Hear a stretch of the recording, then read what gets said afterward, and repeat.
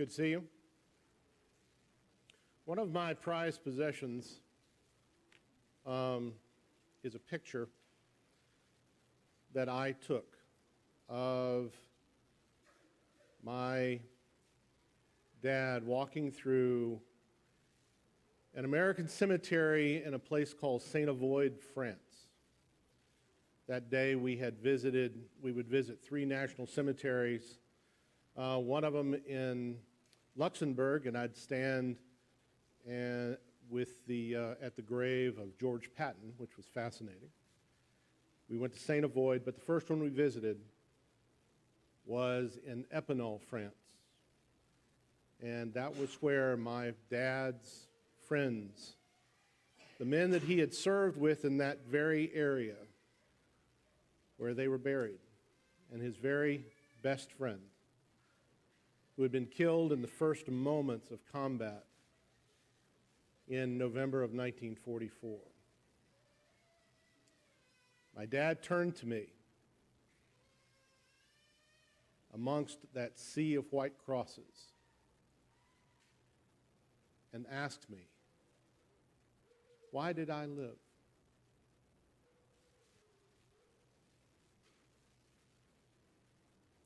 I don't think dads are supposed to ask their sons questions like that, especially one that didn't have an answer other than God had something else in mind for you and the life that he spent teaching and preaching and devoted to God. Hope that was the right answer, because that was the answer I gave him. But I have a picture of him standing among those rows in the cemetery at Saint Avoid. Like I said, it's one of my prized possessions. So I understand Memorial Day, too. It's good to see you. I'm glad you're here. We're going to talk about a couple of things, but first, I want to share something with you. This is off of our hosting site called Podbean for our podcast called By the Still Water. This is a recent shot at the analytics that they share with you of the places where the podcast has been listened to around the world. That's something else. Your podcast has been listened to places like Cuba. Do you know that you are doing work for the Lord in Cuba? Did you know you were doing work for the Lord in Uganda? And I would draw your eyes to the last one. The last one is simply unknown, which takes up a fairly large percentage because not everyone turns their location information on their device. But do you see the next to the last one? Ukraine. I saw that, and I had a little hard time breathing. But yeah, all those countries, someone has listened to the podcast that originates here. Not just that. So this is a detailed look at the United States.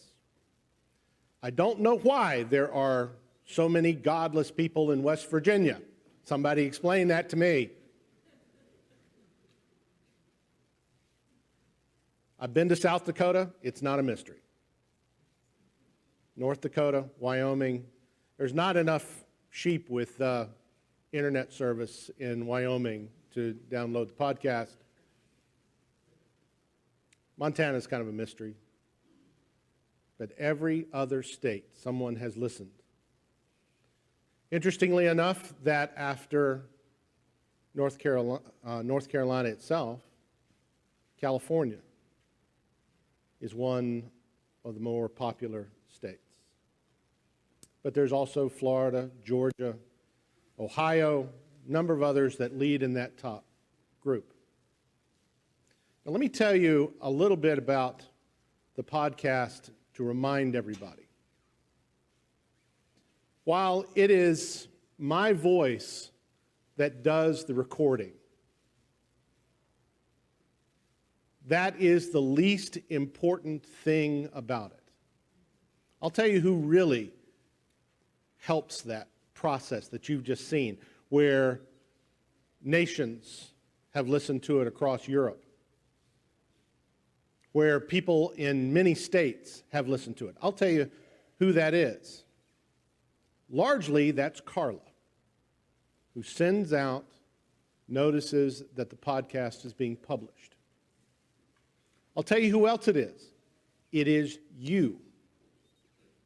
Because it is a simple matter of when you get that notification or that the podcast, a new episode has been downloaded,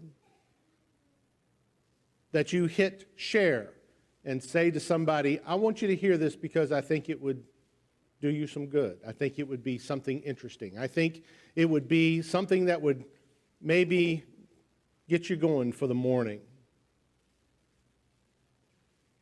Wait a minute. You mean there are people in here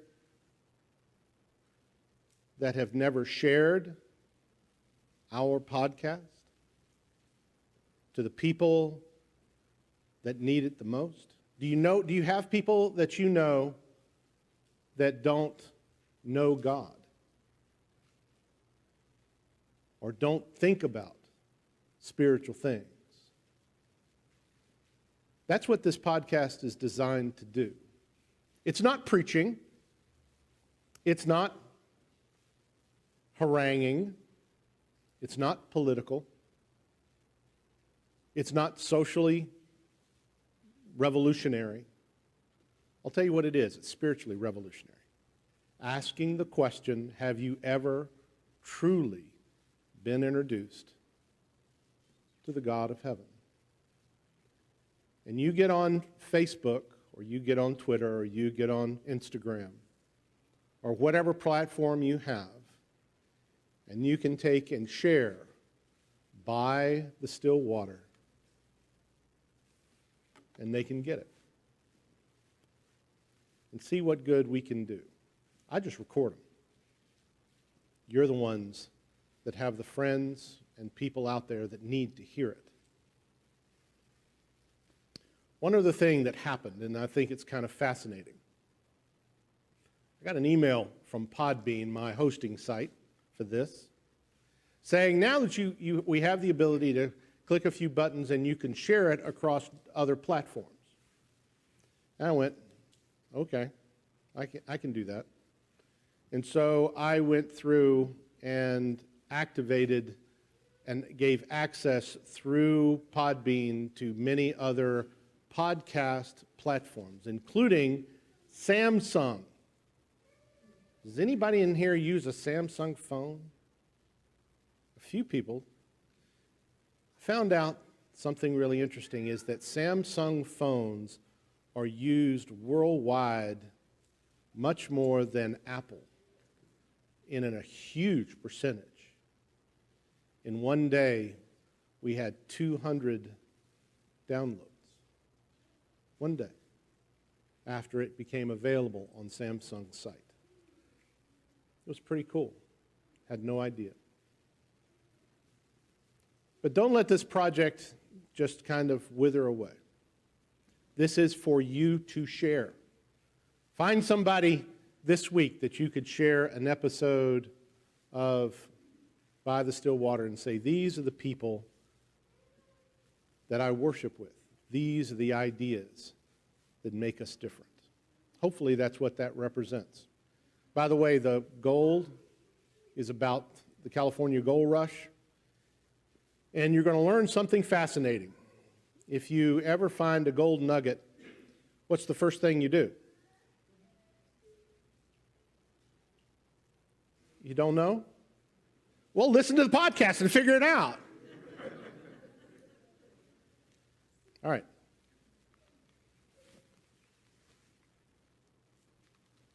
This thing's not liking me again. There we go. Oh, there we go. I want to talk to you about one idea, just real quick. We talk about the law. That's a term that when we're studying in Hebrews, this is out of Hebrews, that kind of throws us a little bit in different directions. We talk about we are not under the old law, and we spend a lot of time in discussing how central that idea is, and that if you can make that argument that we are not under the Mosaic law, then I believe it puts you in the top 10% of all Bible students and all Bible teachers that you could possibly run across. Few people get this idea that we're not under the Mosaic law and can show in scriptures definitively that that's the case. I find that interesting. Now, I also understand that there are reasons that people want to keep bits and pieces of the old law. It suits a different agenda, but that's another lesson. But there's also a misunderstanding about the law and the relationship of God with Israel from our brethren. And that's what I kind of want to talk to you about just for a minute, because when I came to realize this idea, it changed the way I saw not only the history of the old law, but myself. And so that's what I want, the one simple point that I want to see if I can share with you. This is a monument, statue, something or other, that was wrapped up in controversy when the Supreme Court made the state of Alabama remove it from their legislature building or something like that, and then the voters tried to get it back, and as far as I know, it's still being trucked around the country to do political rallies and all kinds of things. But if you'll look what's inscribed upon the top of that, that is the Ten Commandments. And people, when they think law, that's what they think. They think those 10 concepts. No, that's not right, don't you? That is the beginning. That is the heartbeat. That is the core. But there's so much more that was a part of that. And from Exodus chapter 20, if you don't have Exodus chapter 20 marked in your Bibles, you need to fix that. You need to know where to find the giving of the law, Exodus 20. As he begins, God spoke all these words, saying, I am the Lord your God, who brought you out of the land of Egypt, out of the house of slavery. You shall not have no other gods before me. You shall not make yourself an idol or any likeness of what is in heaven above or on the earth beneath or in the water under the earth. And it goes on in Exodus 20 to do all of those things. Goes through what is called the Ten Commandments. But that is not the extent of the law. The law of Moses actually encompasses more than 600 individual elements. They cover a wide range of things because you need to remember that the law that God gave to Israel as a nation, they came to Mount Sinai as an ethnic group. When they left Mount Sinai, they were a nation united by law. This is the law that welded them together as the nation of Israel. And it covers a lot of stuff. It covers, of course, the Ten Commandments, moral law, social law, food laws that we're familiar with, purity laws, feasts, sacrifices and offerings, instructions for the priest, and especially the high priest, instructions regarding the tabernacle, the forward-looking instructions for the king. There's lots of things. Some of it is just criminal law, what to do if someone is caught in a crime, something that a nation needs. This is the law, all of it. And that's not ours. And it's easy to take it at this moment and dismiss. Okay, I can quote the Ten Commandments, I got that down.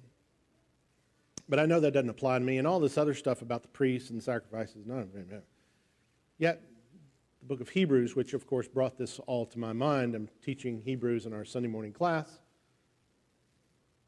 What does this have to do with me?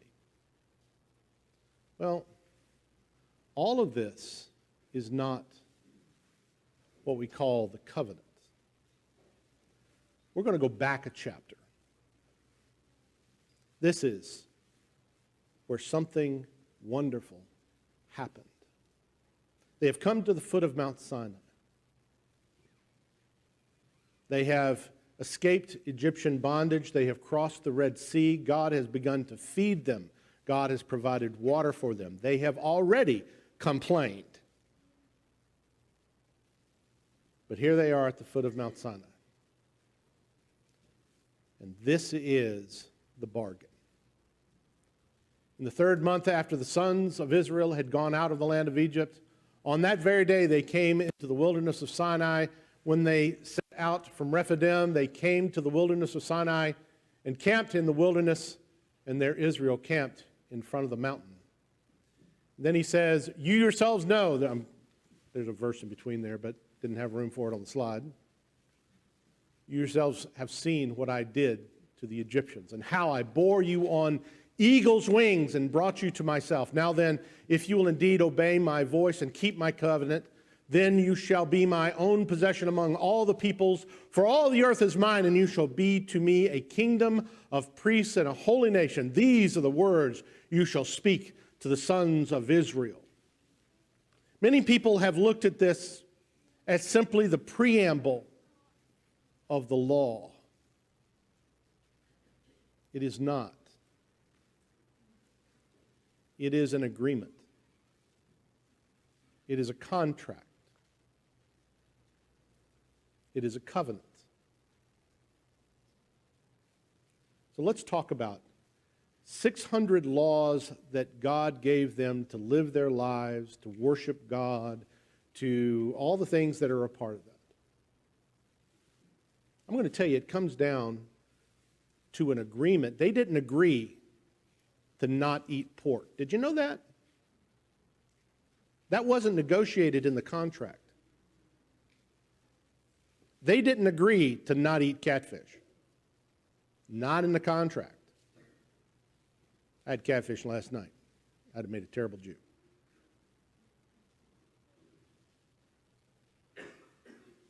That was never negotiated. There's some things in this in the law that are challenging. There's some things about the priesthood that could be challenged. Wait a minute, time out. Clause 14, line 5 says, Lord, we need to change this. This is too hard. This is too direct. This is too narrow. We need to fix this. That is not the way this was approached. This is the contract. This is the covenant. If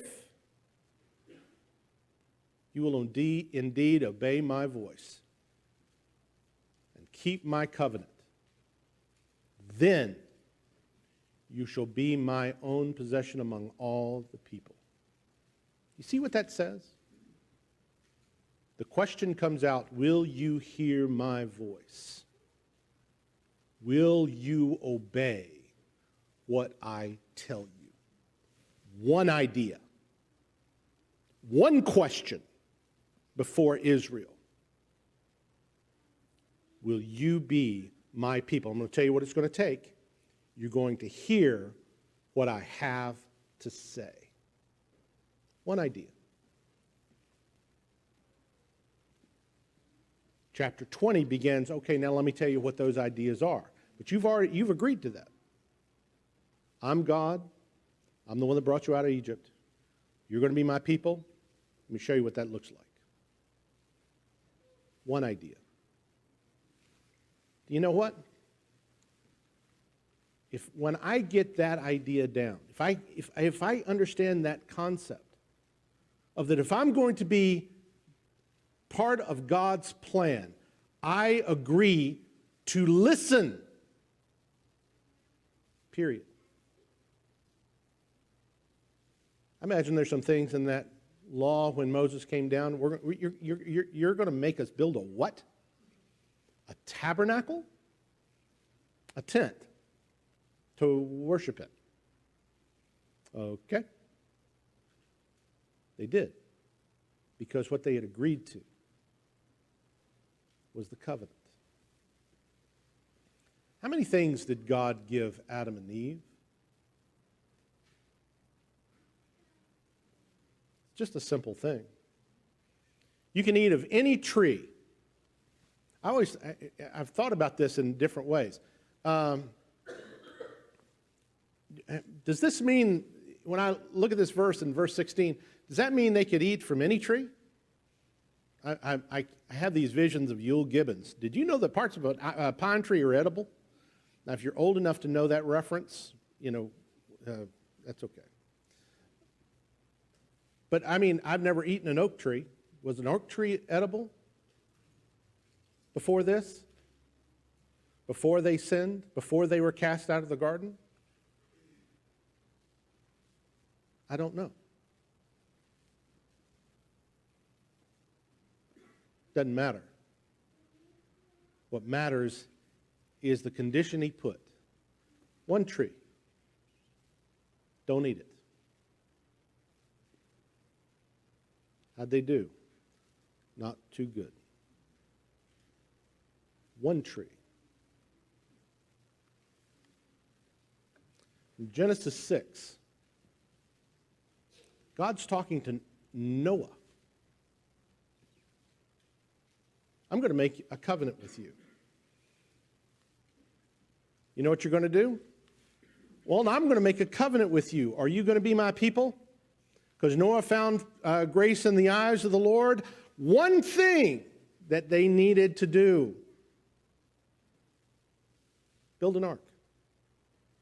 Get those animals in. That was the law he gave them. But the covenant, the contract, listen to what I have to say. Do it exactly that way. This shifts to me a whole lot of things. In Genesis 12, God calls Abraham out of Iraq. Says, I'm going to make of you a great nation. I'm going to bless you. In fact, you're going to be a blessing to others, and those that curse you I will curse. And through your seed all the nations of the earth would be blessed. The promise that would carry us through the scriptures from this point all the way, and the place that I normally mark the shift is Acts chapter 10, when Cornelius, the very first non-Jew, becomes a Christian, where this is ultimately fulfilled. Through your seed, all the nations of the earth will be blessed. Abraham, are you mine? I'm going to tell you what that's going to mean. If you're mine, then you're going to leave your home. Later on, he's going to be told, Abraham, you're going to kill your son.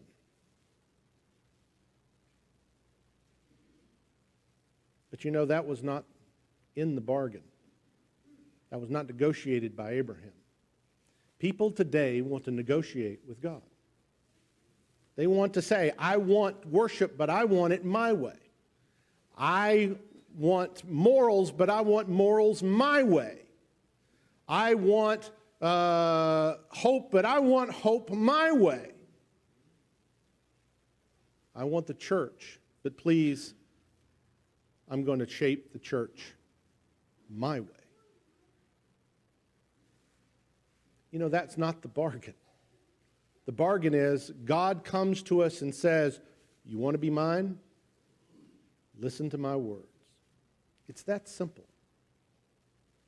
If that is not where we are going, if that is not the attitude with which we approach the things of God, then we have missed a major piece. From the tabernacle rose the Shekinah, the column of cloud by day and the column of fire by night. When the Shekinah moved, Israel moved. Where were they going? Don't know. Where did it go? It went that way. Which way are we going to go? Well, that way is south. It's becoming May, June, July. It's hot. I want to go north. It's cooler. Mountains.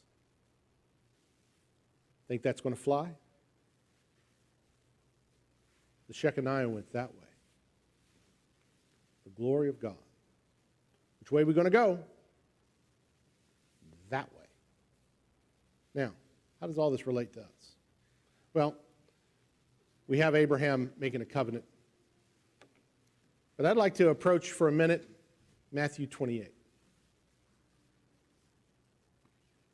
Matthew 28, this message about the Great Commission. Jesus speaking to his disciples after the resurrection. What did he say? There's a couple of things that are said here that I just want to kind of bring to your mind. One of them is, go into all the world, make disciples of all nations. Go therefore and make all disciples of all nations. Okay? And I thought that I just want you to put that map in your mind. That to some extent, to the extent that the message of our little 10-minute, 15-minute messages are going out to people in places like Uganda, Zimbabwe, Australia, some places that are really exotic like Alaska. I imagine the folks probably have something to do with Alaska, I'm not sure. But even, shall I say it, Ohio. You know what? The message is getting out. The function and the work of the elders and the church here, we're trying to fulfill this very message. But that's not the end of it. Because how do we accomplish that? Second clause that's here. Baptizing them in the name of the Father, Son, and the Holy Spirit. We're familiar with that beginning place. That place where someone has determined to accept the contract that is being offered by God to be there, for them to be a part of His kingdom. How wonderful that is. The universality of that. I'll tell you, Derek has done a wonderful job talking about those elements. How baptism works in terms, we've kind of torn that thing apart in some wonderful ways. But you know, that's what he said. And then the fascinating thing is this.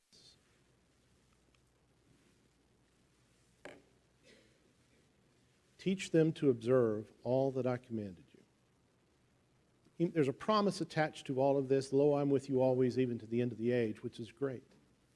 You understand that promise to you? That promise is as valid as God spoke to Abraham. I'm going to make of you a great nation.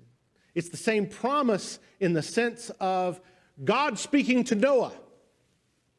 Build the ark, you're going to be safe. It's the same promise God made to Adam. And Adam rejected it. Got kicked out of the garden. God keeps His promises. But here's the piece that we often miss. Teach them to observe all that I commanded you. This is not an instruction that says, teach them all that I commanded you. See the difference? There's some instructions that we've done today as we have assembled together.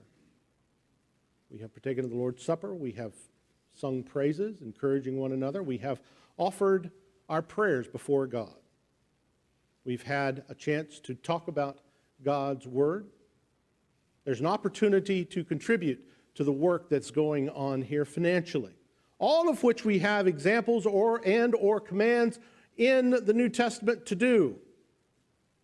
Not one of those is mentioned here in Matthew 28.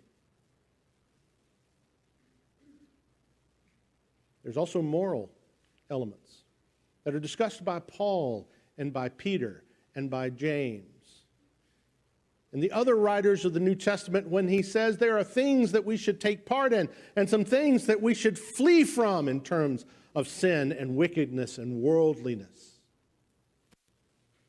They're not mentioned in Matthew 28. You know what's mentioned in Matthew 28? Teach them one attitude. Teach them that if God commanded it of them, we're going to do it. If God forbid it of them, we're going to stay away from it. One concept. One concept. When I came to realize this, it changed the way I approached worship. It changed the way I approached my life with my brethren. It changed the way that I approached dealing with the world. It changed everything. One concept. If God commands it of me, I will do it. I don't have to argue about whether or not it's worthwhile doing or not. It changes the concept, changes the discussion. That if I'm going to be God's citizen, then it's what I'm going to do. A lot of times, well, let me put it this way. And I've got a problem. Little guy that just took off down the aisle, and I was going to use an illustration of one of my kids that I work with, and I'm about to get everybody into trouble. So I'm going to have to change what I was going to say. So let me give me a second here. No, I'll do it anyway.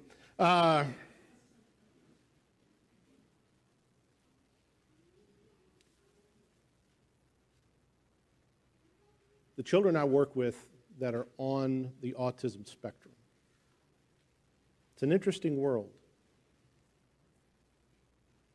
It's an interesting world for a lot of reasons. Many of these children are intellectually brilliant. I have a young man that I have worked with that reads at the 3rd grade level. He's not yet in kindergarten. Yet will he be able to be in a regular classroom? If I can get the kid to stand still for 2 seconds, maybe. His brain is going so fast. But you know what? What we do and what I do is give structure. I give a framework. I give a concept that this is how our classroom and our school and our clinic runs. This is the framework of this. And they understand when they walk in the door. They're not home anymore. They're not in the car anymore. They're not at their daycare anymore. They're here with me. And about 15 other staff, but it's a different world. If I'm going to be God's child, no matter where I begin and no matter where the challenges I face, when I get here, to the place that I am going to be recognized as God's child, things change. And they change very simply. One concept. You will learn that what God says must be done. You want to know what a disciple is? That's a pretty good description. You want to know what a Christian is? That's a pretty good description. You want to know what a kingdom citizen is? Get that one down. Teach them to observe all that I commanded you, and I'll be with you to the end of the age. Well, we have an opportunity because of this to be part of God's kingdom.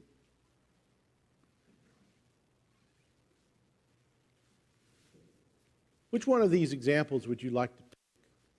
Let's go with an easy one. It's about the flood. Flood's coming. What you going to do? There was only a handful of people, 8 in total, that would listen to what God had to say. The flood is coming. This is the way that salvation goes. What do? That's all we're pleading. That's all we're saying. The flood's coming. What do? How can we help you make that choice? If there is some way, why don't you come up front while we stand and sing our invitation song?